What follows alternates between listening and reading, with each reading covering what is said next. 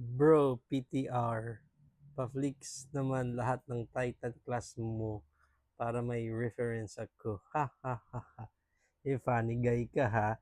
Tawa-tawa ka pa. Wala si PTR ulit. Pag-usapang Titan daw, ako na lang. Kaya ito, sige, i-flix natin para sa'yo. Ang laban na to. Ito, si Metroplex. Ito, si Port Max.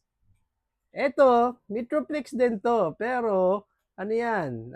Cybertron yan ng Metroplex. This one naman, si Omega Supreme. And then, the Arc. Ito, favorite ko, si Unicron. Di ba? Yung iba Unicron, isa lang sungay eh. Ito, daming sungay. Ay, unicorn pala yon. Yaan mo na yun. Yaan. Ito, si Nemesis. Yan, Nemesis. Parang ako, takot kay Mises. Tapos, Triptychon. Tapos, Black Zarak.